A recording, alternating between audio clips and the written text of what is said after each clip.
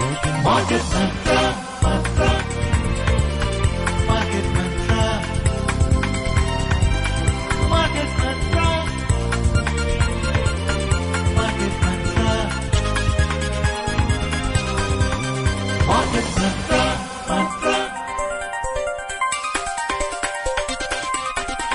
Market Mantra, Mantra. Namaskar and welcome to Market Mantra, the program in which we give you a complete update on the economic, business and stock market news of the day. Well, I'm your anchor Lalema Aneja Dang and with me is Manoj पाठक। नमस्कार। Market मंत्र के ताजा अंक में आपका स्वागत है। आधे घंटे के इस कार्यक्रम में हमेशा की तरह हम देश और दुनिया की चुनी हुई कारोबारी, आर्थिक और शेयर बाजार से संबंधित ताजा खबर को लेकर हाजिर हैं। हमारे साथ खबरों पर चर्चा के लिए स्टूडियो में आमंत्रित हैं वरिष्ठ आर्थिक पत्रकार सुषमा रामचंद्रन। सुषमा जी, कार्यक्रम में आपका स्वागत है। Thank you Manoj. आइए शुरुआत करते हैं अंग्रेजी में हेडलाइन से, जिसे लेकर मौजूद हैं लालिमा अनेजा डैंग। जी, thanks Manoj. Yes, let's begin with the headlines, friends. Domestic benchmark indices register marginal gains. Sensex closes nearly flat. Nifty ends at 24,642. Finance Minister Nirmala Sitharaman highlights need for governments and industries to work together to restore global calm. Sanjay Malhotra takes charge as RBI governor, emphasizes the importance of maintaining stability in dynamic global environment, and crude oil prices rise over 1%. Brent crude trades at $73.06. घरेलू share बाजार में उतार चढ़ाव के बीच हुआ कारोबार, सूचकांक मामूली बढ़त के साथ हुए बंद। सेंसेक्स बिना किसी खास बढ़त में रहा। निफ्टी 24,642 दर्ज हुआ। वित्त मंत्री निर्मला सीतारामन ने वैश्विक शांति बहाल करने के लिए दुनिया भर की सरकारों और उद्योगों को मिलकर काम करने की आवश्यकता पर बल दिया। संजय मल्होत्रा ने भारतीय रिजर्व बैंक के गवर्नर का पदभार संभाला। दुनिया भर में बढ़ते भू राजनीतिक तनाव, बदलते पर्यावरण के प्रभावों और राजनीतिक अनिश्चितताओं से बचने के लिए स्थिरता बहाल करने के महत्व पर बल दिया। और अंतर्राष्ट्रीय बाजारों में ब्रेंट कच्चे तेल की कीमत बढ़े, भाव बढ़कर $73 प्रति बैरल से ऊपर पहुंचे।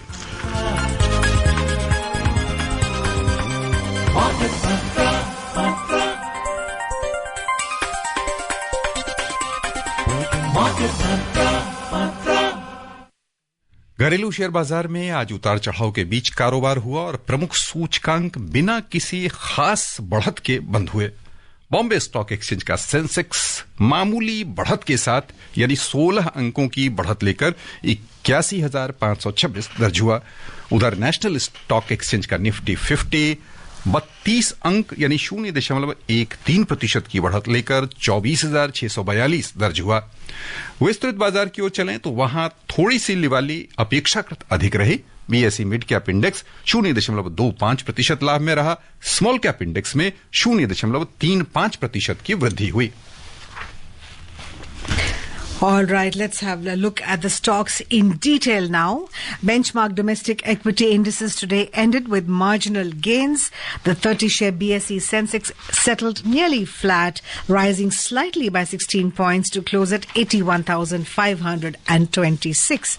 And the NSE Nifty 50 was up 32 points or 0.13% to end at 24,642. The broader market indices at the Bombay Stock Exchange ended in positive territory. The mid-cap index added 0.25% and the small-cap index gained 0.35%.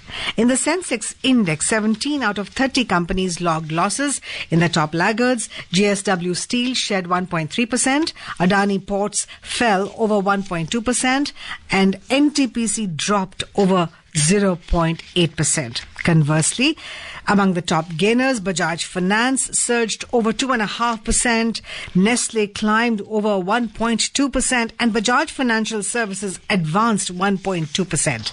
In sectoral indices at the BSE, 16 out of 20 sectors ended in positive territory.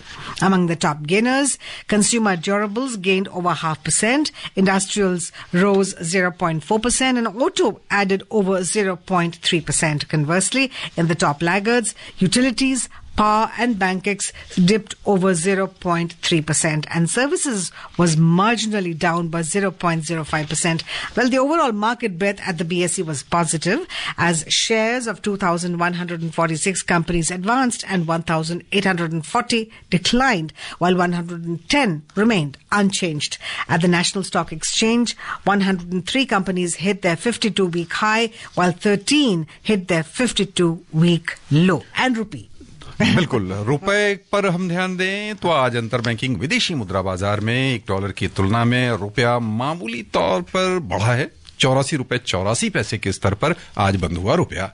उधर दुनिया की 6 प्रमुख मुद्राओं की तुलना में dollar की स्थिति दर्शाने वाला सूचकांक समाचार तैयार किए जाने तक अंतर्दिवसीय कारोबार में 106.7 पर चल रहा था। So the Sushma, the Sensex ends almost flat. Some solace, psychological solace. At one time 86,000. Now at least it's crossed the 80,000 barrier and ends at 81,526. But not much change. No news is good news. Can we say that? Well, I guess so. We have, of course, it has bucked the trend for the last few sessions. You had a bearish trend. Markets were moving downward.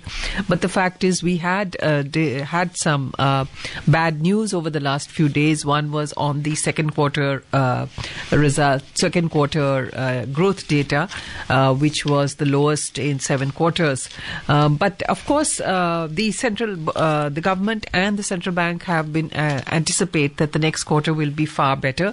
One of the reasons given is that the impact of the reduced expenditure, capital expenditure due to the elections has had an impact. The central bank has also is also expecting higher growth in the third quarter. So at the same time, the other good news is that foreign institutional investors are actually coming back into the market. Now, you had a situation, for quite a long time that the FIIs were pulling out. Yes. They were moving to more lucrative markets. They were moving in other parts of Asia and, of course, back to the US. So now they are coming back. They are showing greater faith in the India story.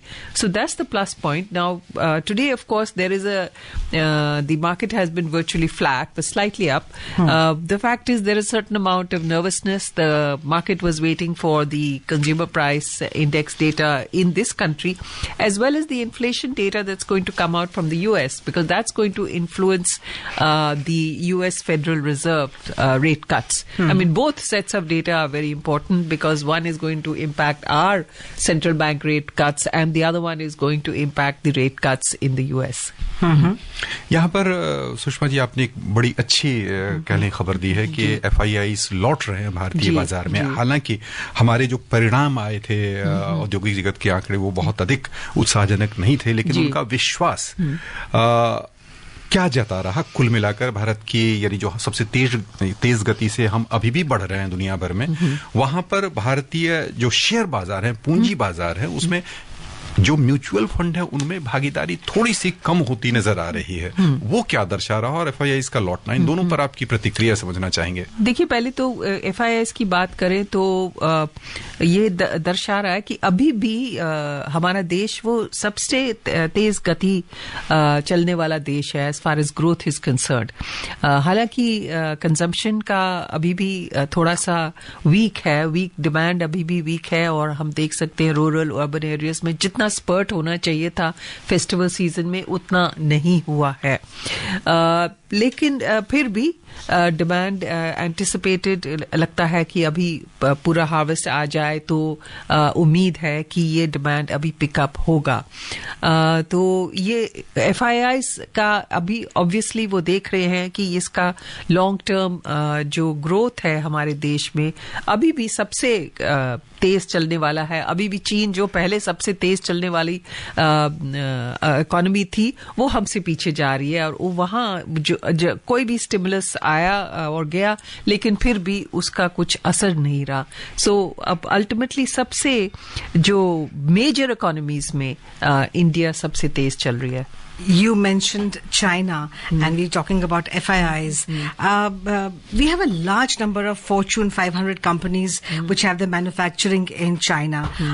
You think that they will divert to India totally or partially, because it's not easy to shift entirely? Yes. Which way is the mood going? And also, let's not forget that we have Donald Trump as the president-elect, who's as seen as the way he's appointing Indian-based people or people of Indian origin. It looks like he has a soft corner for the country. Also, let's not forget the two prime ministers have a very good personal chemistry. In this background, which way do you think the investment is going in India? Well, as far as the China Plus One strategy, this Yes. called China Plus Plus One, One, yes, because yes. companies invested in China want to spread their risk, and they want to have investments in other areas also. So that has been going on for some time, and India is certainly going to get and has been getting its share of it. I mean, you see Apple. Yes. Apple has come to India. I mean, this is part of China Plus One. They have very huge investments in China, but they are slowly building up their manufacturing facilities here in Karnataka, Telangana, Tamil Nadu. They are setting up their ventures. But if you take, the larger picture, many companies are also going to countries like Indonesia, Vietnam, even Mexico, Right. where it is perceived that the investment climate is easier. I think one of the problems in this country is our policies have changed, but regulatory procedures have not changed so much. Not at the central government. Central government, in fact, if you talk to officials, they will say that, we have done whatever we can.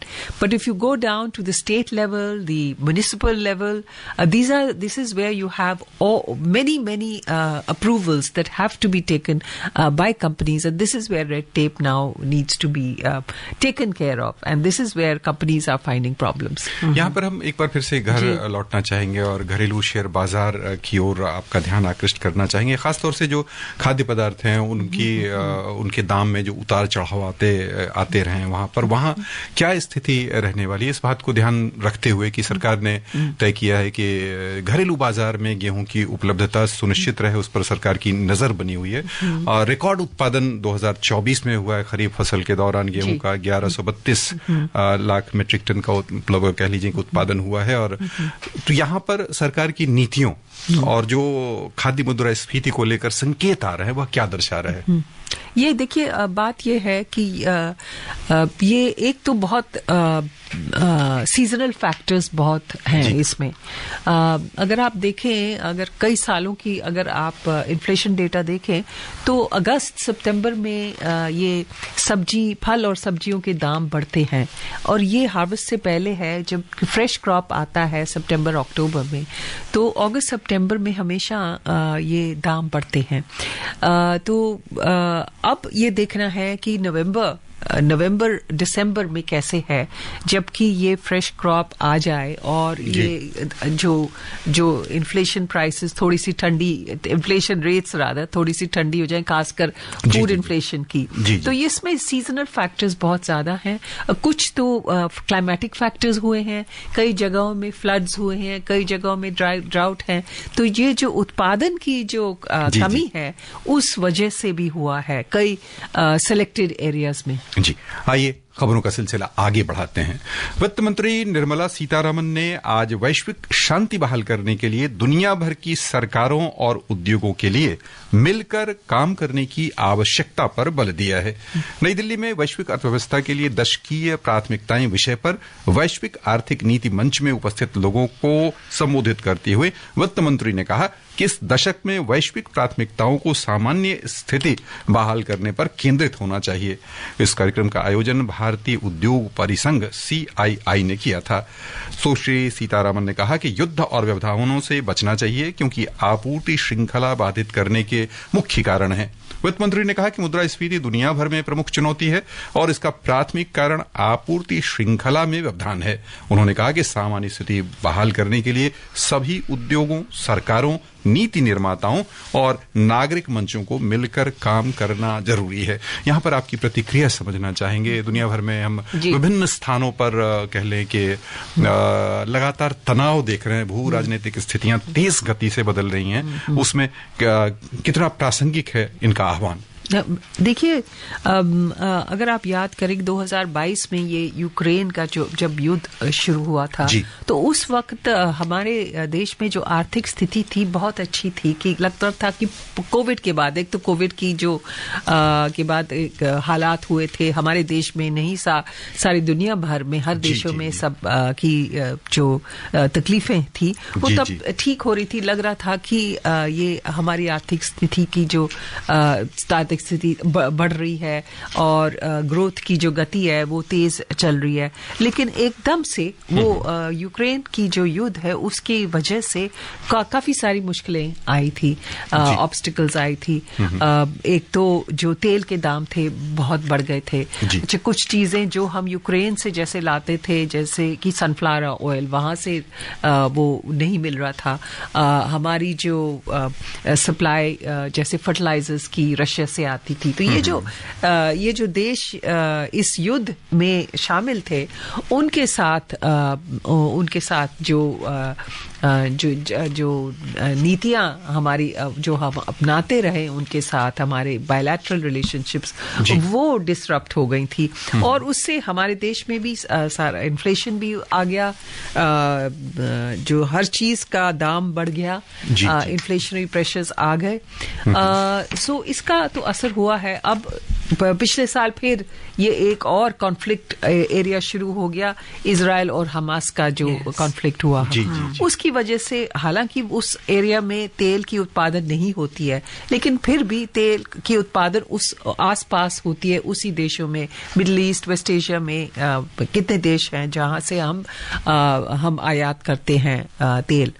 तो ये जो disruption है ये बिल्कुल सही कहा वित्त मंत्री ने कि जब तक शांति नहीं आ जाती हमारे देश में, ग्लोबली नहीं आती है, तब तक हमारे देश में भी और हमारे देश को छोड़ के पूरे विश्व भर में जो आर्थिक स्थिति है वो ठीक नहीं हो सकती। जी, आइए आगे बढ़ें। जी, well, RBI Governor Sanjay Malhotra today emphasized the importance of maintaining stability in a dynamic global environment marked by geopolitical tensions, climate change impacts, and political uncertainties. He said that the RBI will continue to prioritize stability in policy matters, adding that the central bank will remain alert in response to the current global economic and political landscape. The governor mentioned that RBI will continue to collaborate with various stakeholders, including financial regulators and central and state governments, to ensure that the benefits of formal financial inclusion reach everyone. He also highlighted the transformative role of technology in the financial sector. Earlier in the day, Sanjay Malhotra took charge as the 26th governor of the Reserve Bank of India, succeeding Shaktikanta Das, who completed his 6-year term. So, looking back at Shaktikanta Das, just kind of to recall Sushma, he has had, I think he has had the second longest stint as RBI governor. The only person who has had a longer term in office is Benegal Rama Rao, who served between July 1949 and January 1957. I collected this data. And now, what do you make of the next governor, the 26th governor, Sanjay Malhotra? Well, it's difficult to say anything just now. He has, of course, been a bureaucrat. So he goes into secretary. Yes, and so he goes into a completely new role where he is no longer a bureaucrat, owing allegiance to the central government. He's an independent regulator heading the central bank. It's a very, very important post. And he has, as you pointed out, I mean, Mr. Shaktikanta Das has had not only a record of, very long tenure, but he's had a very peaceful tenure, actually. The relationship between the finance ministry and the central government has been very harmonious in these last few years. In fact, he mentioned that, I think, in his closing media conference. You have had in the past friction between RBI governors and the central government. And this is not just this government, this is with the UPA government also. You had when the finance ministers have had run-ins with the RBI governors because they have looked at the economic situation in a different way. And the RBI governor, of course, as Shaktikanta Das himself said, they take a wider, perspective of the economy. So there have been differences, and this is fine actually. There should be some tension between the RBI governor and the government. There should be some differences because they look at things differently, and finally you come to a compromise, which is how it should be. When Mr. Das assumed office, NPAs were declining. Now Yes. that Mr. Sanjay Malhotra takes over, we are in a fairly healthy position. Do you think he has more scope to improve and strengthen the finance system because of the current, because very low NPAs, we are probably at the rock bottom? Yes, unfortunately. that is very true. That over the last probably a decade, I would say, the banking system has been strengthened tremendously, and we no longer, as you said, we don't have that burden of the NPAs which we had about 8 or 9 years ago. And but he has other challenges to face, and one is, of course, right now the challenge of whether to deal with inflation or whether to tackle growth. So he has to decide whether to cut rates or whether to deal with the inflation targeting. थोड़ा सा तनाव जीवन के लिए बेहतर होता है, अर्थव्यवस्था के लिए भी बेहतर होता है, और जिस तरह से कोविड काल में हमारे भारतीय रिजर्व बैंक के गवर्नर ने भारतीय अर्थव्यवस्था को चलाने में योगदान दिया, उसकी सराहना दुनिया भर में की गई। बहरहाल नए हमारे गवर्नर का हम स्वागत करते हैं और अपेक्षा रखते हैं कि और भी बेहतर कदम इनके कार्यकाल में उठाया जाएगा। आइए आगे बढ़ें। देश में नवीकरणीय ऊर्जा क्षेत्रों में कुल स्थापित क्षमता पिछले 10 वर्षों में 76.38 गीगावाट से बढ़कर 203 गीगावाट हो गई है। नवीन और नवीकरणीय ऊर्जा राज्य मंत्री श्रीपद येसो नाइक ने लोकसभा में एक लिखित उत्तर में यह जानकारी दी। एक महत्वपूर्ण उपलब्धि हम कहें, कहां 76 गीगावाट और अब 203 गीगावाट, यानी रिन्यूएबल एनर्जी के क्षेत्र में हम तेज गति से आगे बढ़ रहे हैं, हम स्वीकार सकते हैं इसे? जी बिल्कुल बिल्कुल। ये जो रिन्यूएबल एनर्जी जो है, एक तो हमारे इंडिया ने काफी एम्बिशियस टारगेट्स दिए हैं कॉप में, आगे पहले की जो कॉप मीटिंग्स थे, और अब पर हमने एम्बिशियस टारगेट्स दिए थे, पर हम उनसे आगे हैं, क्योंकि रिन्यूएबल एनर्जी की जो शेयर है हमारी टोटल एनर्जी में, अभी हमारे जो लेटेस्ट ऑफिशियल डेटा है वो बताता है कि 40% के करीब आ गया है टोटल एनर्जी इंस्टॉल्ड कैपेसिटी में। तो ये बहुत बड़ा उपलब्धि है, और मेरे ख्याल में आगे वाले दिनों से इसका फायदा यही होगा कि कार्बन एमिशंस हमारे देश में काफी कम हो जाएंगे। Right, and we're moving towards a zero carbon country. Let's keep our fingers crossed. All right, Union Electronics and IT Minister Ashwini Vaishnaw has said that government is ready to make a law governing artificial intelligence, AI, if there is consensus in the House. Replying to supplementaries in the Lok Sabha today, Mr. Vaishnaw said a balance is needed to be struck between freedom of expression and legal framework on AI based on ethics.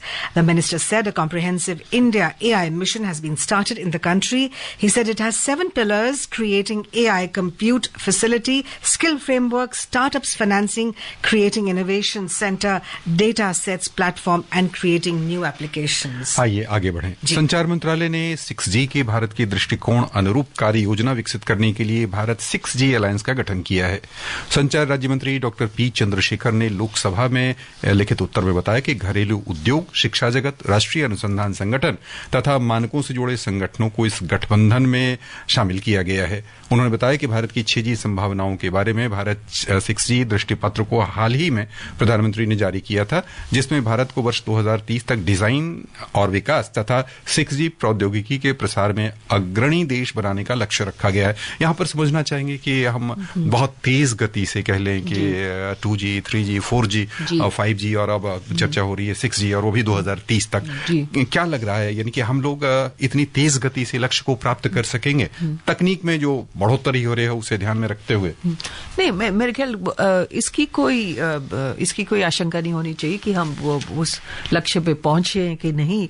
सबसे बड़ी बात है कि हमारे देश में एक जमाने में ये होता था कि डेवलप्ड कंट्रीज के से हम टेक्नोलॉजी टेक्नोलॉजी में पीछे होते थे, अब तो हम आगे ही जा रहे हैं। जो लोग अमेरिका या यूरोप जाते हैं तो वो कहते हैं कि हमारे देश में डिजिटाइजेशन बहुत ज्यादा है, तो ये जो टेलीकॉम्स क्षेत्र है और आईटी क्षेत्र है उसमें हमारा देश डिजिटाइजेशन में काफी देशों से बहुत आगे है। और जो आम आदमी है हमारे देश में, आम आदमी ने ये डिजिटल जो टेक्नोलॉजी है उसको बड़ी बखूबी अपनाया है। आइए आगे बढ़ें। काठमांडू में भारतीय दूतावास ने नेपाल पर्यटन बोर्ड के सहयोग से कल पहला भारत नेपाल पर्यटन सम्मेलन आयोजित किया। इस दौरान उत्तर प्रदेश के प्रयागराज में अगले वर्ष महाकुंभ को प्रोत्साहन देने पर चर्चा हुई। भारत और नेपाल के बीच पर्यटन सर्किट को लागू करने की प्रक्रिया तेज करने के लिए B2B संपर्क स्थापित करने पर भी बल हुआ। और अब चलते हैं वैश्विक बाजारों की ओर। सबसे पहले एशियाई शेयर बाजार, जहां आज मिला जुला रुख दिखा है। दक्षिण कोरिया का कोस्पी निवेशकों की सक्रिय भागीदारी से 1% लाभ में रहा। चीन के शंघाई कंपोजिट इंडेक्स में 0.29% की वृद्धि हुई। जापान का निक्केई 225 सूचकांक वहां बिना किसी खास उतार चढ़ाव के अपने पूर्व स्तर के आसपास रहा। बिकवाली के दबाव में हांगकांग के हैंगसेंग में 0.7% की गिरावट हुई। सिंगापुर का स्ट्रेट्स टाइम्स सूचकांक 0.5% नुकसान में रहा। यूरोपीय जोन पर ध्यान दें तो वहां प्रमुख बाजारों में तेजी दिख रही थी। समाचार तैयार किए जाने तक लंदन का FTSE 100 और फ्रांस का CAC 40 0.1% से अधिक ऊपर चल रहा था। जर्मनी का डैक्स भी 0.03% की मामूली बढ़त के साथ कारोबार कर रहा था। All right, let's take a look at the U.S. markets now. Well, U.S. stocks ended in negative territory yesterday, dragged by technology stocks and ahead of key inflation report that is expected to influence the Federal Reserve's next interest rate decision. The Dow Jones Industrial Average declined 0.35%. The S&P 500 fell 0.3%, and the Nasdaq Composite closed 0.25% lower. यहाँ पर हम वैश्विक बाजारों पर आपका ध्यान आकृष्ट करना चाहेंगे, खासतौर से अमेरिका पर। अमेरिका से क्या खबरें आ रही वहाँ की अर्थव्यवस्था को लेकर, और वहाँ जो नवनिर्वाचित राष्ट्रपति हैं जो आने वाले दिनों में शासन में आएंगे, उनकी नीतियों को लेकर जो संदेश जा रहा है वह क्या दर्शा रहा है?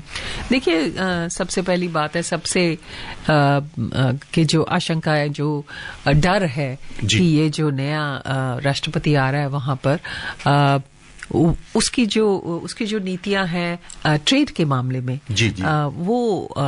उसके लोग काफी घबराए हुए हैं। हमारे देश में नहीं, सिर्फ दुनिया भर में, यूरोप में भी लोग कह रहे हैं अरे ये टैरिफ वॉर होगी, ट्रेड वॉर होगी। चीन में लोग सोच रहे हैं कि क्या करना है, और हमारे देश में भी हमें ये सोचना पड़ेगा, और लोग सोच ही रहे होंगे सरकार में कि क्या करना है। अगर जो नीतियां वो कह रहे हैं वो अपनाएंगे, उन्होंने कहा है कि हम वो सारे देशों के से जो आयात की जो सामान है उसको 10% की ड्यूटी लगाएंगे, और चीन के ऊपर वो 60% की ड्यूटी लगाएंगे। चीन ने अभी जो खबरें आ रही हैं, चीन ये सोच रहा है अरे हम अपनी जो करेंसी है उसका वैल्यू हम डिप्रिसिएट कर देते हैं थोड़ा सा, हम अपनी कंपेटिटिवनेस। तो उन्होंने ये पहले ही ये नीति पहले भी अपनाई है, और पहले भी काफी झगड़ा हुआ है यूएस के साथ इसके ऊपर। तो बहुत ज्यादा नहीं कर सकते, पर करने की वो सोच रहे हैं। तो बाकी देश भी सोच रहे हैं कि वो क्या करेंगे अगर 10% है। लेकिन हमारे देश में हमें ये लगता है कि अगर चीन के ऊपर इतनी वो ड्यूटीज लगेगी तो हमारी जो सामान है, हम जो एक्सपोर्ट करते हैं वो थोड़ा कम्पिटिटिव हो जाएगा। तो उसका ये फायदा होना चाहिए। Right. Well, oil prices rose over 1% today as market participants anticipated a rise in demand from top importer China following its latest plans to boost economic growth. Brent crude was trading over 1.2% up at $73.06 per barrel, and WTI crude had gained 1.3% to trade at $69.48 per barrel according to latest reports. चलें सर्राफा बाजार में समाचार तैयार किए जाने तक सोना मजबूत बना हुआ था। अंतिम समाचार मिलने तक भारत में 24 कैरेट सोना 0.3 0.3% बढ़कर 78,480 रुपए प्रति 10 ग्राम पर था। वहीं चांदी 0.46% घटकर 94,960 रुपए प्रति किलो पर थी। एमसीएक्स में सोना फरवरी वाला 0.5% कम था, 78,376 रुपए प्रति किलो पर था। और बस इतने पर ही श्रोताओं की ओर से हम आपको बहुत बहुत धन्यवाद देना चाहेंगे। मैं Thank you, Sushma Ramachandran, for joining us at Akashvani Studio. Thank you. All right, friends, before we close, here's a reminder of the headlines. Domestic benchmark indices register marginal gains. Sensex closes nearly flat. Nifty ends at 24,642. Finance Minister Nirmala Sitharaman highlights need for governments and industries to work together to restore global calm. Sanjay Malhotra takes charge as RBI governor, emphasizes importance of maintaining stability in dynamic global environment. And crude oil prices rise over 1%. Brent crude trades at $73.06. Well, friends, that's all we have for you in this edition of Market Mantra. This is myself, Lalema Aneja Dang, and my co-anchor Manoj Pathak signing off. Namaskar.